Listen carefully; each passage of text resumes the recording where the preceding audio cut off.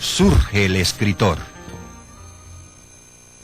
Cuando volví al país, ya al comenzar el año 1932, ahí fue donde en realidad se inició mi carrera de cuentista. Antes de salir del país, es decir, en 1929, yo ya publicaba algunas cosas. Por ejemplo, en el Listín Diario había comenzado publicando algún articulito en La Opinión, pero después en el Listín Diario publiqué algunas cosas que ya eran relatos, no propiamente cuentos, sino relatos. Aunque me parece, así tengo la idea, de que una de esas cosas que yo publiqué en el Listín Diario se convirtió años después en mi cuento En un bohío. Pero al volver de mi viaje ya empecé a escribir, entre otras razones porque había una revista en el país, en la capital, cosa que no había habido antes. Es decir, una revista en la que se pudieran publicar piezas literarias, porque sí había habido una revista que hacía Jim Bernard, por ejemplo, el dibujante, pero que no era una revista en la que hubiera espacio para cuentos o algo parecido. Me refiero a la revista Bauruco que hacía Horacio Blanco Fombona, hermano de Rufino Blanco Fombona. En esa revista empecé yo a publicar mis cuentos y de una manera, diríamos así, como natural, se fue formando la imagen entre los escritores, por lo menos, y poetas de aquel tiempo, de que yo era el cuentista dominicano, porque los cuentos que escribía eran cuentos de temas dominicanos. Algunos de esos cuentos, como La Mujer, por ejemplo, fue publicado en Cuba, en la revista Carteles. Ese cuento fue escrito, debe haber sido por el año 1932, tal vez, a principios del 33. Yo me senté a escribirle una carta a Mario Sánchez Guzmán, a mi querido amigo, porque era para mí como un hermano. Es decir, yo no he querido fuera de mis familiares a nadie en el mundo, tanto como quise a Mario. Él estaba en La Vega, yo me senté a escribir, daté la carta, le puse fecha, la encabecé, señor Mario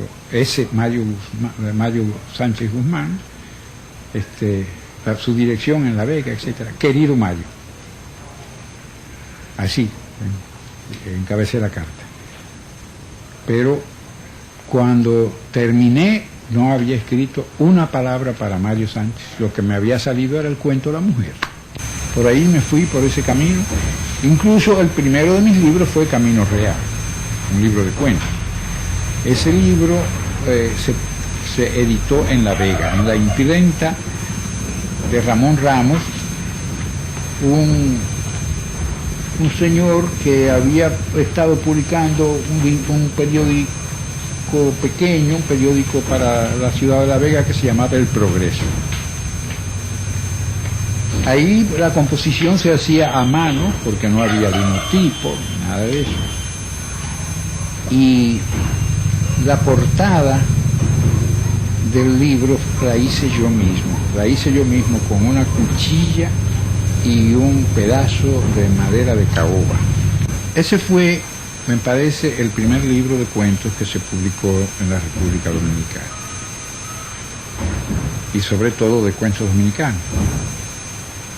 Y ya me dio a mí, me identificó como el cuentista dominicano. Sin embargo, yo quería hacer otras cosas que no fueran solamente cuentos. Y entonces escribí Indios. Después, 2 años después de haberse publicado un año después de haberse publicado Indio, entonces escribí La Mañosa, la novela de las revoluciones. Pero la novela La Mañosa fue escrita en el año 1936, ya nosotros habíamos organizado o creado, porque no fue organizado, sino que se fue creando así de una manera casi espontánea, el grupo de la Cueva. El grupo de la Cueva se formó porque nos reuníamos de vez en cuando, 2 o 3 de los escritores de aquella época y de los poetas, por ejemplo, Franklin Mieses Burgos, era uno de ellos, Héctor Inchausti Cabral era otro de ellos, y yo. Así, fuimos los que iniciamos las reuniones en la parte de la casa del poeta Enrique Enríquez, que usaba su hijo Rafael Américo Enríquez, a quien le llamábamos Puchungo.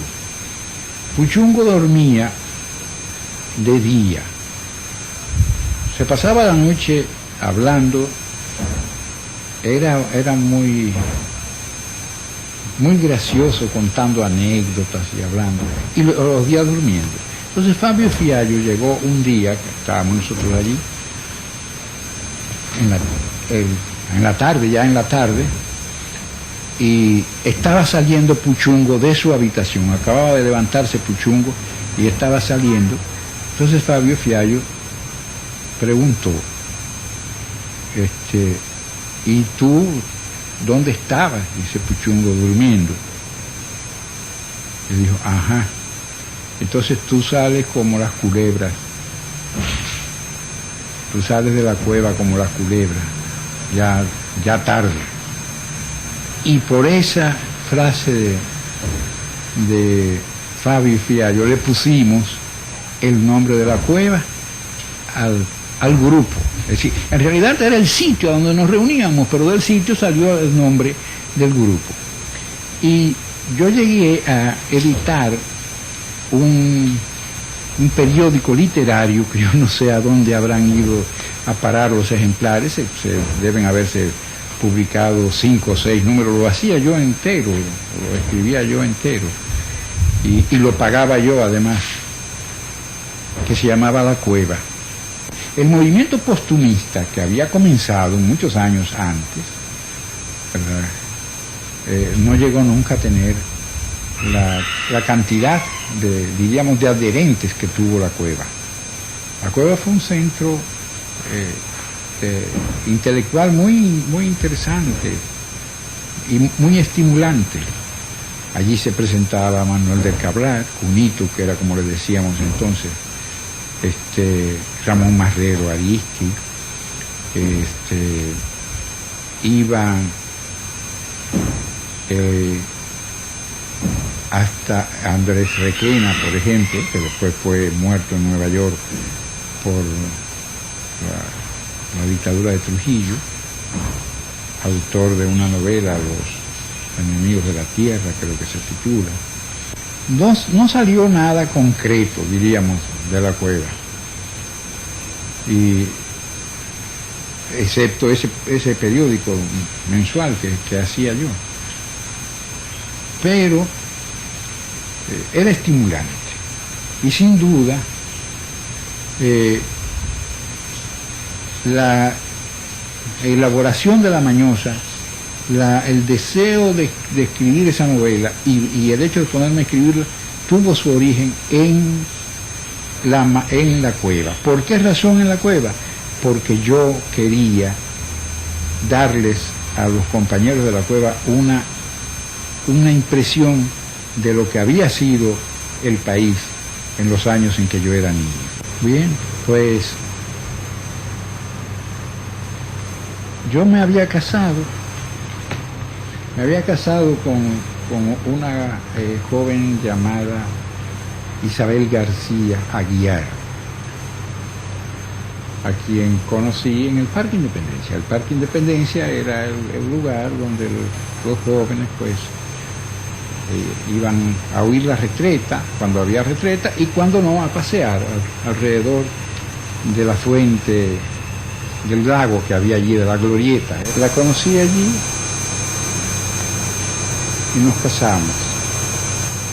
Estuvimos viviendo al principio en la calle 16 de agosto, pero después de cierto tiempo nos mudamos a la calle Doctor Báez, número 13. Allí